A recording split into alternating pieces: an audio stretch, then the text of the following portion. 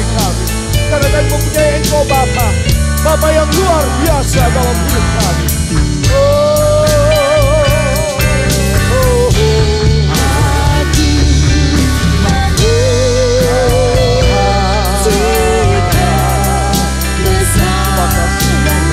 Jamahlah dengan berkat Bapa, jamahlah dengan kuasa Dia Yesus. Tidak ada yang mustahil bagi kami.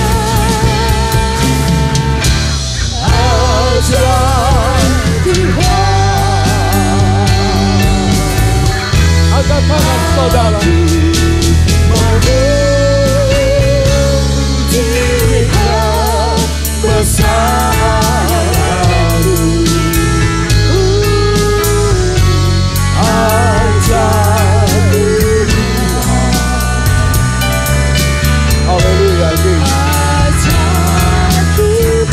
Tuhan, biarlah kami boleh pulang nanti. Karena Engkau memberi kepada kami, Tuhan. Tidak ada yang mustahil bagi kami. Tidak bersamamu, ajaib Kau Tuhan. Tuhan, oh yes, ajaib Tuhan, ajaib Tuhan, Kau yang ajaib.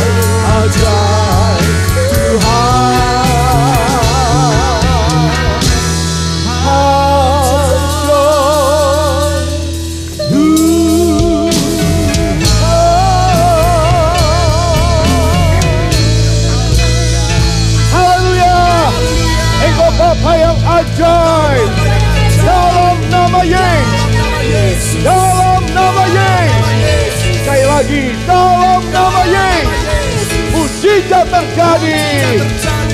Tangan bagi Dia, haleluya. Beri kemuliaan yang baik bagi Dia, haleluya. Ajaib Tuhan,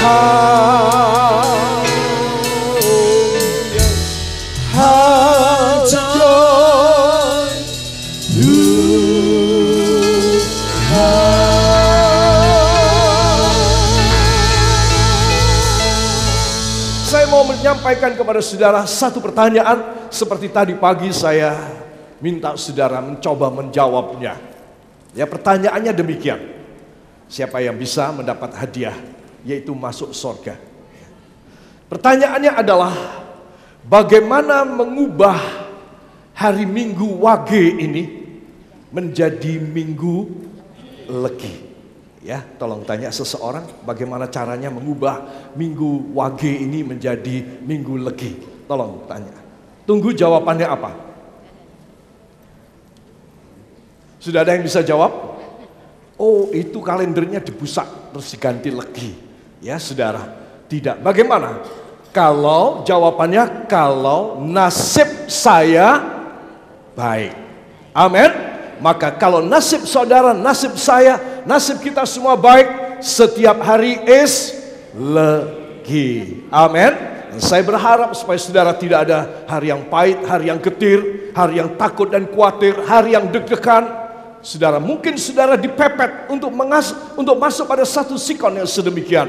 Tetapi saudara berkata, aku nasibnya baik. Jadi kalau nasibku baik, maka semua akan menjadi Legi. Amin. Beri tepuk tangan yang baik bagi Dia. Haleluya. Yesaya pasal yang ke-45 ayat 5a dan ayat yang ke-7. Dua ayat ini kita gabung, saudara. Mari kita akan membaca bersama. 1, 2. Akulah Tuhan dan tidak ada yang lain kecuali aku.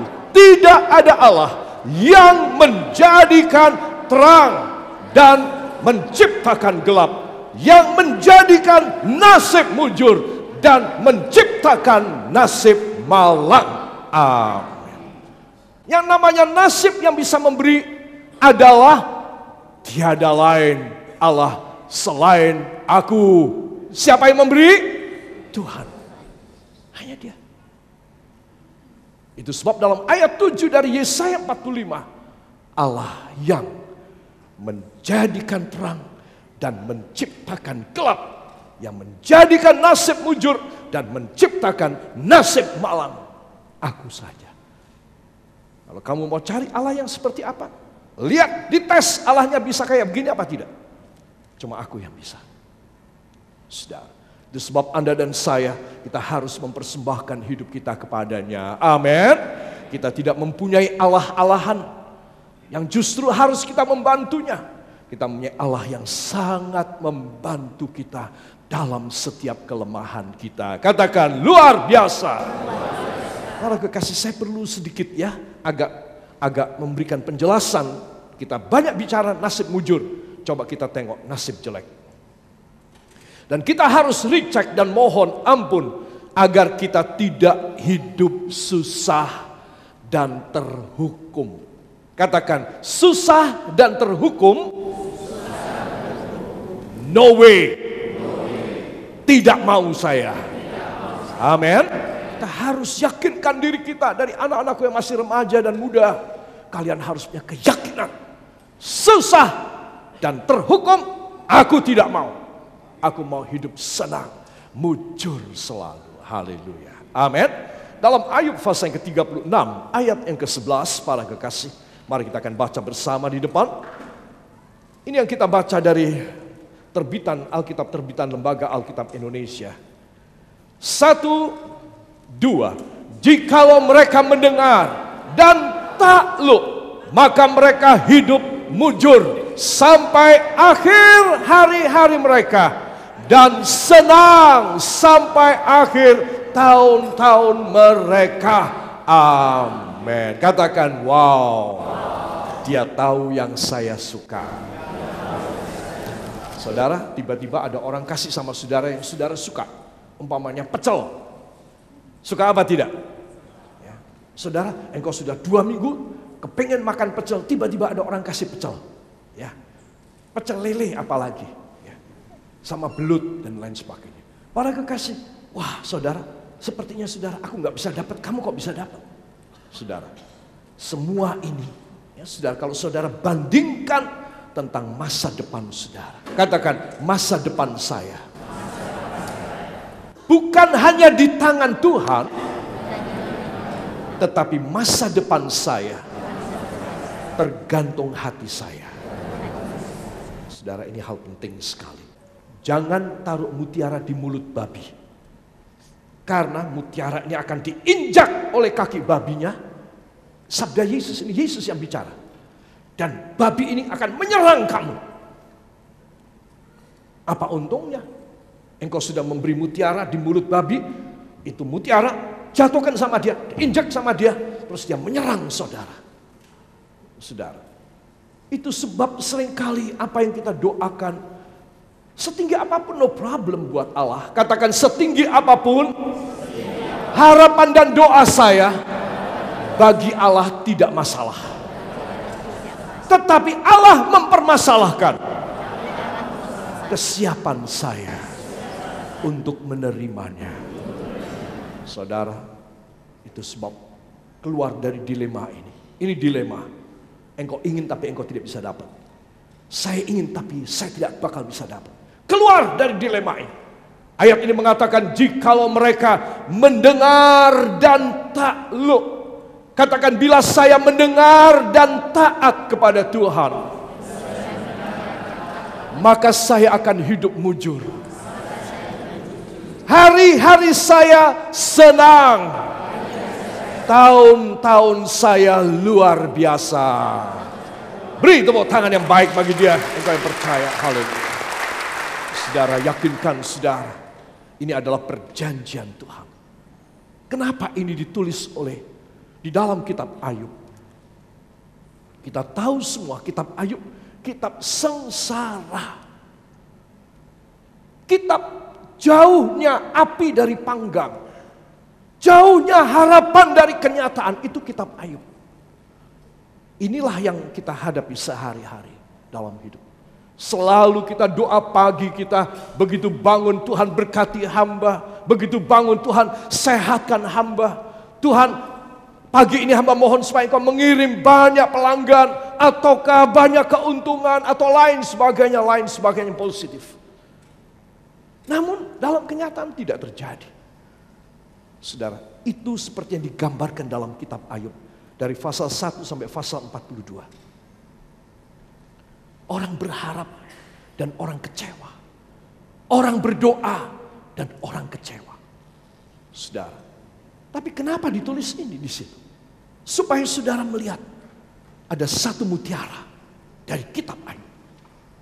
Jikalau mereka mendengarkan dan takluk, maka mereka hidup mujur sampai akhir hari-hari mereka dan senang sampai akhir tahun-tahun mereka. Amin. Itu mutiara di mulut babi. Saudara, itu sesuatu harta yang luar biasa. Itu sebab saudara dan saya harus tahu, ini maksud Tuhan supaya kehidupan kita, katakan supaya hidup saya yang tersisa sangat berguna dan enjoy. Amin. Beri tepuk tangan yang baik bagi dia. Haleluya. Saudara yang kekasih, saya perlu menuliskan naskah dari Alkitab bahasa Inggris, salah satu versi mengatakan if they obey and serve him. Kata takluk ternyata adalah melayani. If they obey and serve him. Kalau orang itu mau taat dan melayani. Sudah tentu ini membutuhkan kerendahan hati banget. Sudah disuruh taat masih melayani lagi. Sudah, kapan senengnya? Kapan aku bisa duduk di tempat yang indah, ataupun aku bisa free dan aku bisa bebas? Tuhan bilang, aku mau lihat dulu kamu betul-betul obey, apakah dan kamu betul-betul serving, apa tidak? Kalau kamu tidak obey, kamu tidak taat dan kamu tidak melayani, ya tidak bisa anakku. Kamu harus taat dan melayani. Saudara tahu rahasia orang sukses di dunia itu cuma pada firman. Bill Gates adalah seorang yang terkaya di dunia. Setelah dia sempat melorot pada nomor 2 dan dia menjadi nomor 1 lagi. Dia berkata, saya sudah tidak kepikiran harta saya. Saya cuma kepikiran melayani orang-orang. Dia melepaskan perusahaannya itu sudah 7 tahun yang lalu. Dia sudah tidak mau lagi mengerti tentang perincian uang masuk keluar, investasi dari dia punya anak buah. Dia sudah pasrahkan semua. Dia cuma mengelola satu yayasan atas nama Bill and Melinda Gates Foundation. Cuma itu aja dia mau kerja. Dia keliling dunia, dia bagi, dia memikirkan proyek untuk manusia. Saudara, di mana ada kebutuhan pekerjaan Tuhan, dia ciprati sedikit untuk Tuhan supaya tidak begitu ketara. Dia membangun banyak gereja. Saudara, itu sebab karena dia melayani dan dia takluk, dia tunduk, dia patuh. Saudara, dia meninggalkan bisnisnya. Saudara, maka dia dipakai oleh Tuhan luar biasa. Kekayaannya nyaris tak terhitung.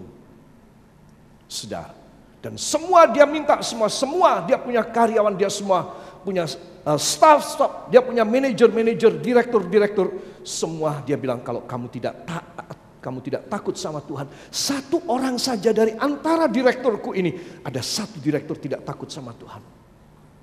Ambruk kita punya perusahaan. Terserah Anda, dia bilang. Kalau kalian taat, ayo kasih keuntungan buat saya, untuk yayasan saya, untuk jiwa-jiwa, untuk melayani negara-negara yang membutuhkan, yang sedang dilanda pestilensi, wabah penyakit, dilanda kelaparan, dilanda kebodohan dan pembodohan. Kita akan berbuat sesuatu buat mereka. Jelas, seorang yang mau diberkati oleh Tuhan, dia harus obey and serve. Orang harus taat dan melayani. Katakan, saya harus taat dan melayani. Saya tidak cukup berbakti. Saya harus taat dan melayani. Amin. Saudara, sekarang dia punya rekan, dulu menjadi dia punya pesaing.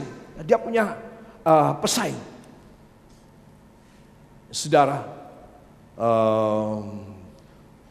Warren Buffett, dia menjadi pesaing kuat, selalu dia mepet Bill Gates dalam kekayaan. Bill Gates punya usaha apa? Warren dia juga. Sekarang Warren melihat. Dia bilang, Bill, kamu kok sudah resign? Tapi kamu punya harta dan kamu punya ranking nomor 1 terus. Bagaimana caranya? Aku mau belajar sama kamu. Loh, kamu kan pesaingku. Kamu kan musuhan sama aku. Kok kamu belajar dari aku? Tidak takut kamu?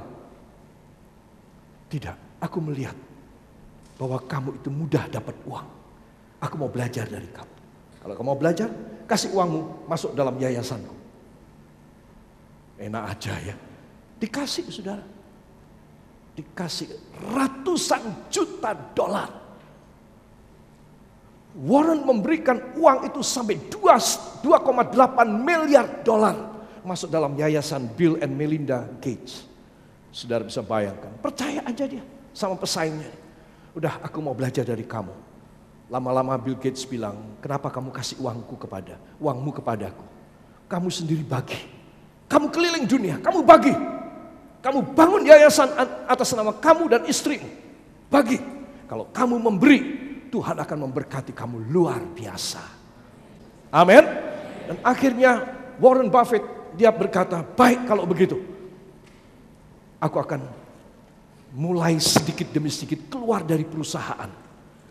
Nah, mungkin dalam 2-3 tahun lagi Bill, aku akan keluar dari perusahaan. Aku mau seperti kamu. Kamu dapat uang gampang sekali. Nah, tabur. Kalau kamu tidak mau tabur, kamu tidak dapat uang. Kamu sulit. Kamu punya musuh banyak. Aku juga begitu. Sekarang musuhku hilang semua. Dia bilang, aku mendapat uang mudah sekali. Tanpa musuh. Siapa yang percaya? Angkat tangannya. Terima kasih Tuhan. Saya boleh mendapat rahasia lagi. Bagaimana saya mempunyai nasib mujur. Jalan hidup saya terang. Kalau saya takluk kepadamu. Dan melayani jiwa-jiwa. Dalam nama Yesus. Akan terjadi pada saya. Pada usaha mata pencaharian saya. Supaya namamu makin ditinggikan. Melalui hidup saya. Ucapkan terima kasih anak-anak Tuhan. Terima kasih Tuhan. Kami percaya kalau kami takluk dan melayani, maka Engkau akan membuka semua pintu kemujuran buat kami. Hanya di dalam nama Tuhan Yesus Kristus, Juru Selamat dan Penebus kami. Kita yang percaya mengaminkan. Amin. Haleluya. Luar biasa.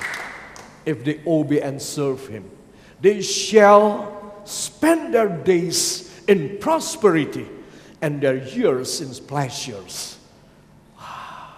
Siapa nggak kepingin prosperity, kelimpahan, pleasures, kesenangan-kesenangan. Kalau orang itu taat dan takluk, lalu melayani Tuhan, melayani jiwa-jiwa. Saudara tahu si A atau si B atau si X jauh dari Tuhan, tidak mau lagi kebaktian. Sudah lama jauh dari Tuhan. Jangan didiamkan. Tidak ada orang tahu bahwa saudara anjang sana ke sana. Ataupun angkat telepon saudara untuk mengajak kembali. Tapi Tuhan mencatatnya. Jadi kalau Tuhan tahu, engkau dibayar. Amin. Katakan, bila Tuhan mencatat kegiatan saya. Bagi jiwa-jiwa yang lain, saya tunggu bayarannya. Amin. Pas. Itu cara mudah. Saudara, engkau tidak usah kecil hati. Ya, puji nama Tuhan. Mari kita akan baca terjemahannya. 1, 2. Jika mereka taat dan melayani Dia, mereka akan menghabiskan hari-hari mereka dalam kelimpahan. Dan tahun-tahun mereka dalam kesenangan. Beri tepuk tangan bagi Dia. Luar biasa.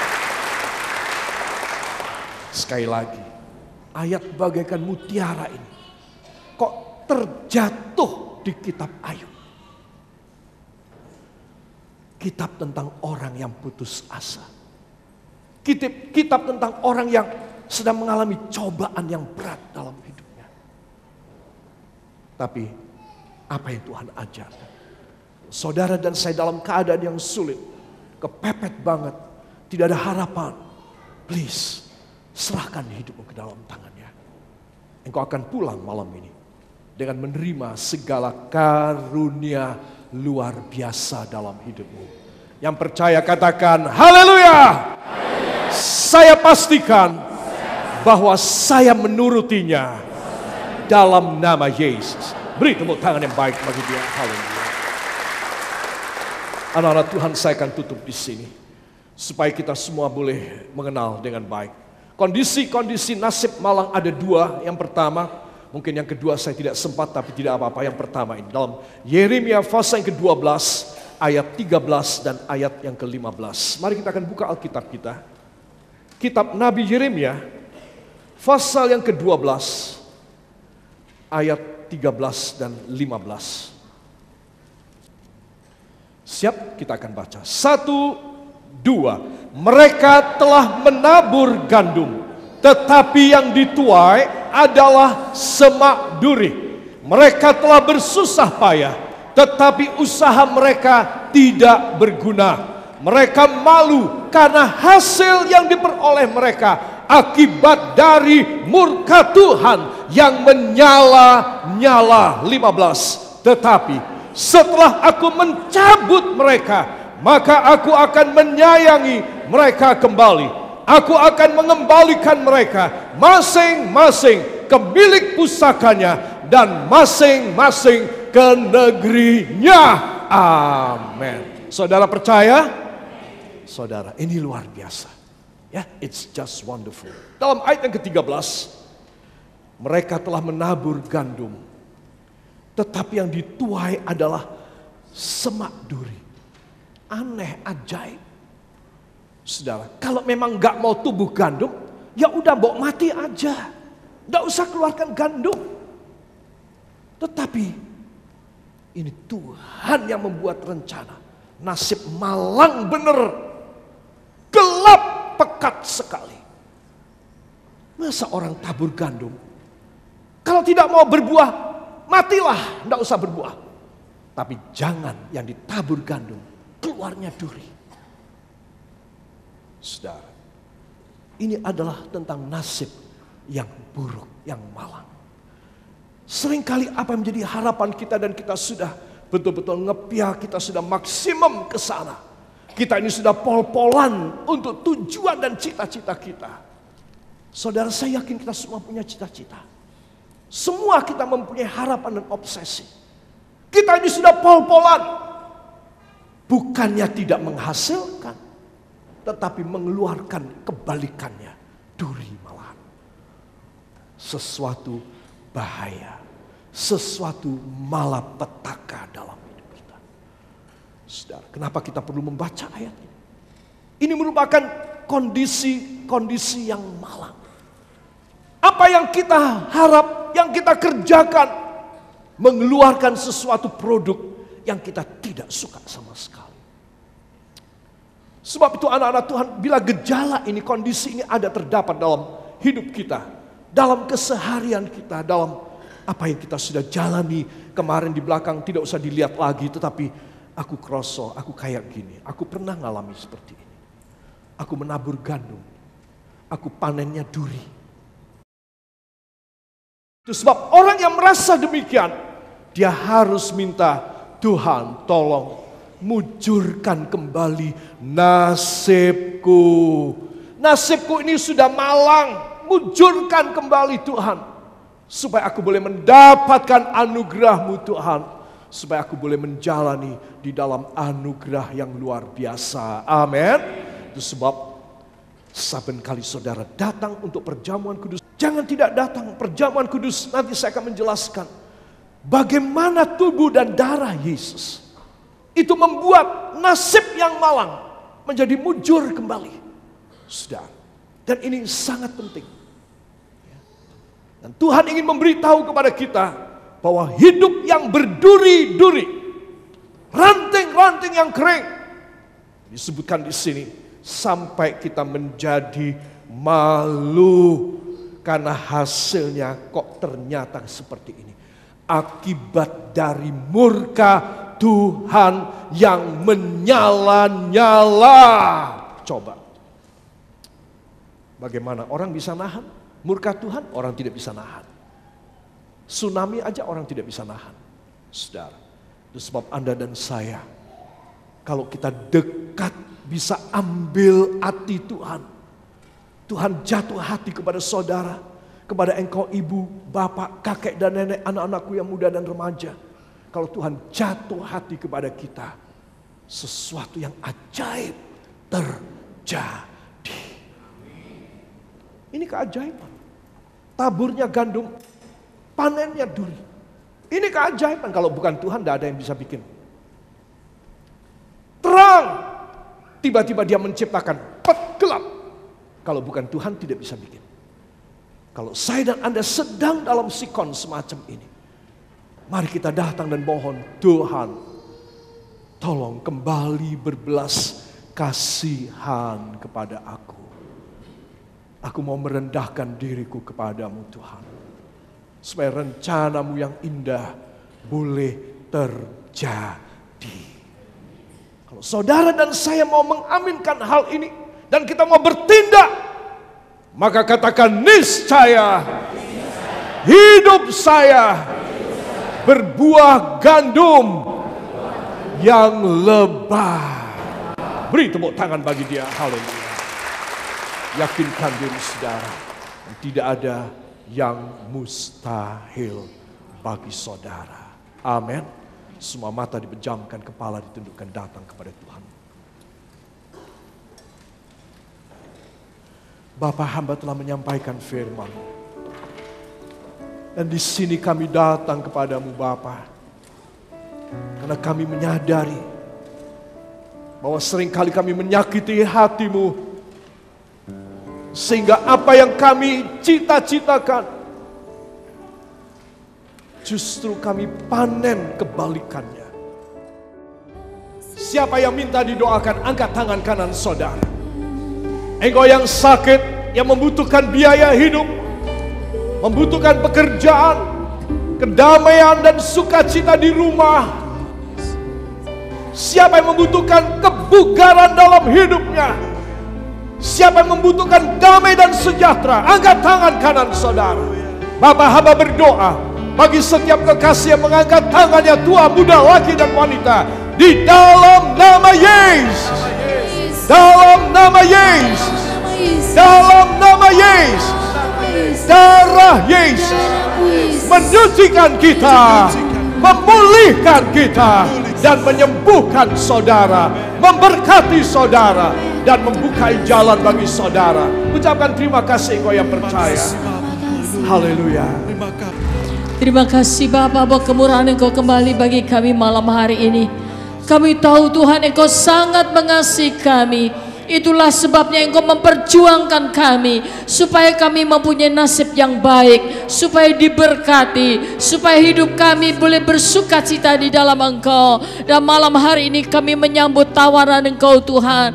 Kami mau taat kepada Engkau, dan kami mau melayani Engkau dengan sungguh, supaya berkat-berkat perjuangan Engkau, hasil karyamu yang amat ajaib boleh terjadi dalam hidup kami, dan kami boleh menjadi saksi dimanapun kami berada, kemanapun kami akan pergi. Maka di situ mudah terjadi mujizat-mujizat ya Bapa. Terima kasih Bapa.